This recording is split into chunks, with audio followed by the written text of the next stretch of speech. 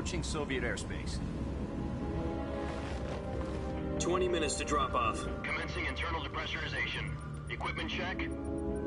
Arm main parachute. All right. You ready to go? Drop zone still showing a high pressure mass. Cav okay. Good. We've got high visibility.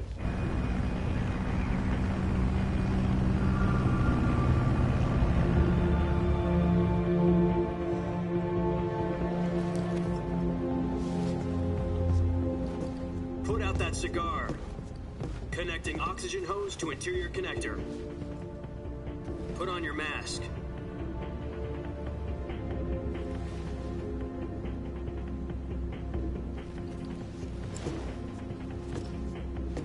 Does this panty waste know what he's doing?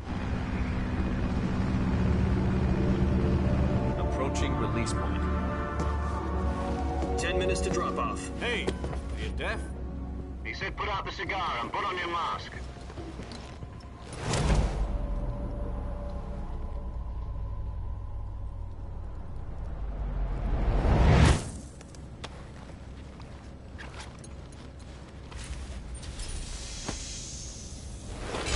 Depressurization complete.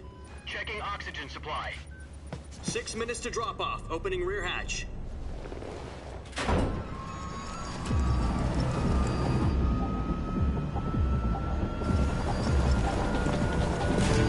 Sunrise.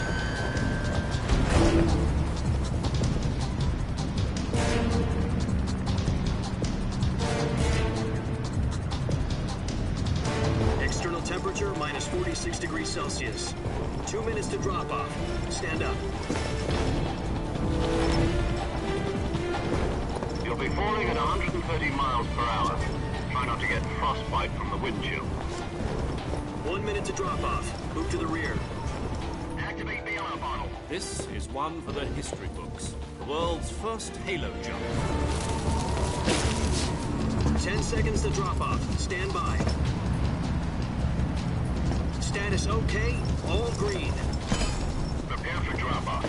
Countdown. 5, 4, 3, 2, 1. Spread your wings And fly. God be with you.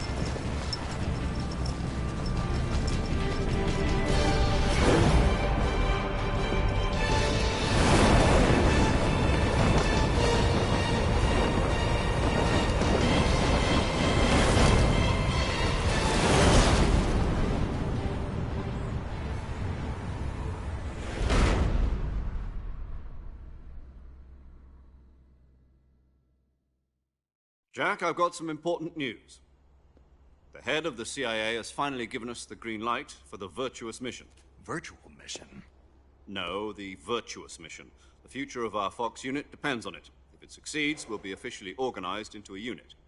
Virtuous mission? Sounds like some kind of initiation ritual. You know, don't get cocky. This isn't a training op. Right. So what exactly is this wonderful mission?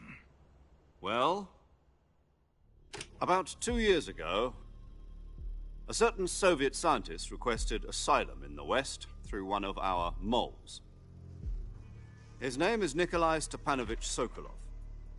He's head of the OKB-754 Design Bureau, one of the Soviets' top-secret weapon research facilities, and the East's foremost expert on weapons development.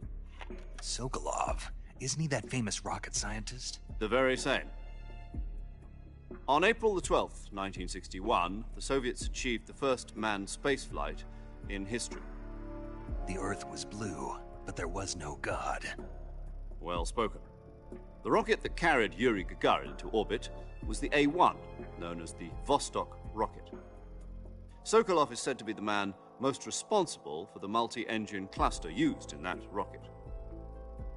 After Gagarin's flight, Sokolov left rocket development to become the head of the newly established Design Bureau. From a lowly technician to head of a design bureau, that's quite a success story, so why do you want to defect? It seems he'd become afraid of his own creations. Afraid? Call it a crisis of conscience. And for that, he left his country and his family behind and went over the fence? Not exactly. One of his conditions was that his family was also to be taken safely to the West. For used a mole to get the family out first and succeeded in sneaking Sokolov over the Berlin Wall shortly afterwards. I was the one who conducted the operation. The security on the eastern side was still full of holes back then. Then what? We got Sokolov over in one piece, but the whole ordeal had left him exhausted, and we checked him into a hospital in West Berlin. It took him 2 weeks and more than 600 miles to get from the research facility in the Soviet Union to Berlin. He was in no condition to say anything coherent. And it was only a week later that we had something much bigger on our hands. The Cuban Missile Crisis. October the 16th, 1962, President Kennedy received word that the Soviets were in the process of deploying intermediate-range ballistic missiles in Cuba.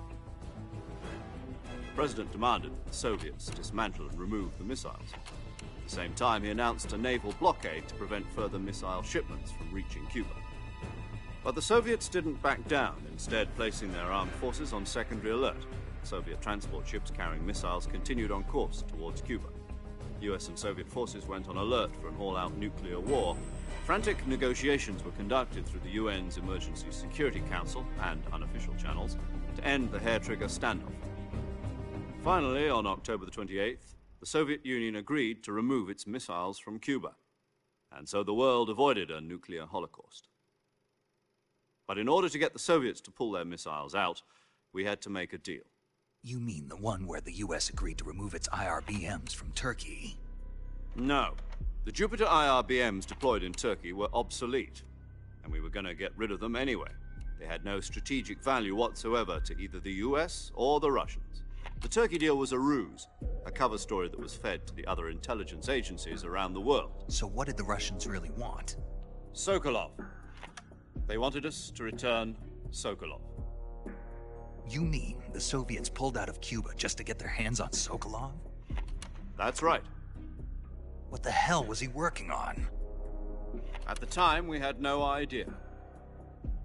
We were running out of time. It was either give up Sokolov or risk full-scale nuclear war. In the end, we had no choice.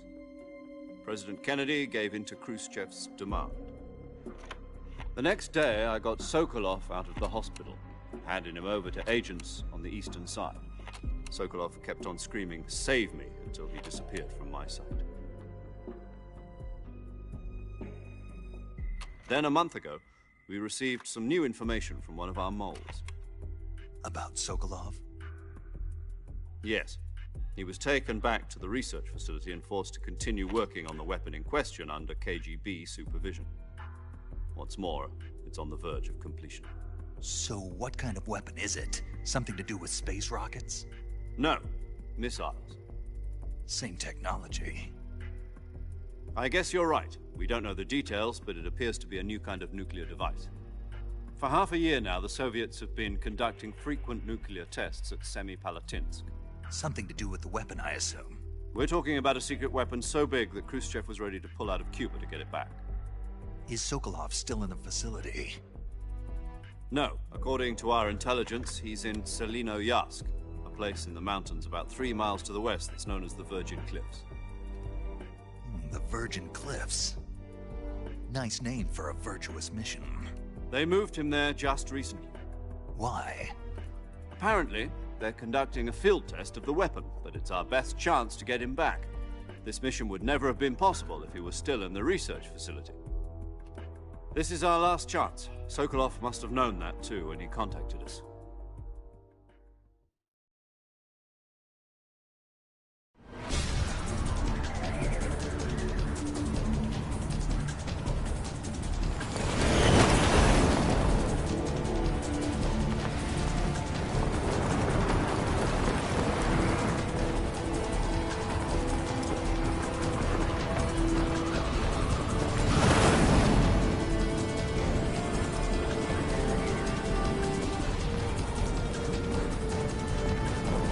Listen up, Jack.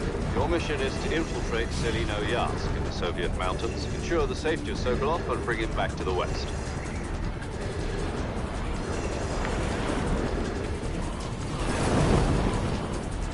If we don't get Sokolov back before that weapon is complete, we'll be facing a major crisis.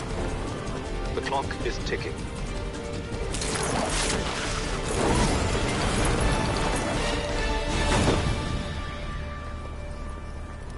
Once we've confirmed the rescue, Sokolov, stand by at the recovery point. A recovery balloon will be dropped at that point. Helium will be pumped into the balloon to inflate it. The process takes about 20 minutes. Once it's complete, the gunship's arm will latch onto the balloon and pull it up. The Fulton surface-to-air recovery system. I'm familiar with the theory. Take it easy. It's been combat-proven. Do you think Sokolov is up to it?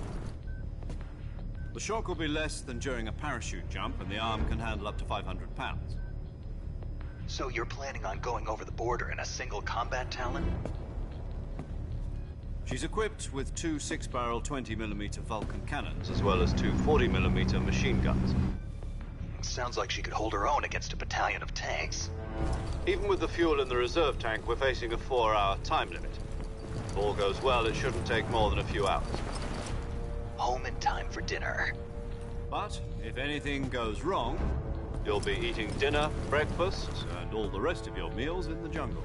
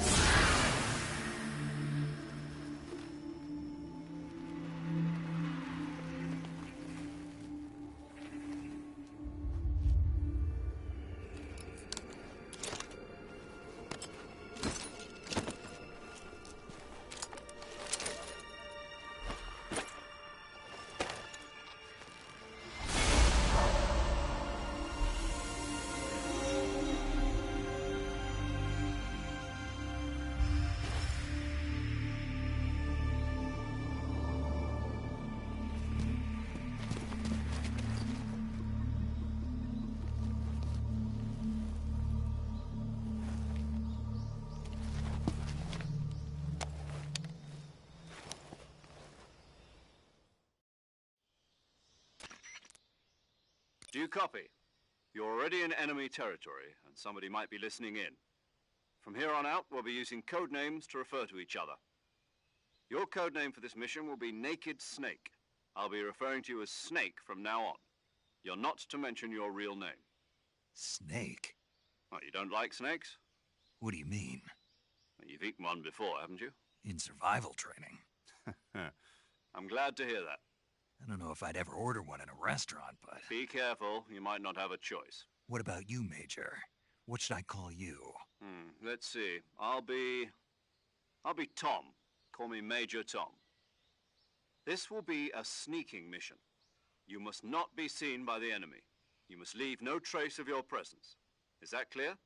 This kind of infiltration is the Fox unit's speciality. In other words, weapons and equipment are procured on site. That goes for food as well. You're completely naked, just as your name implies. Great. Now I see why you asked me if I like snakes.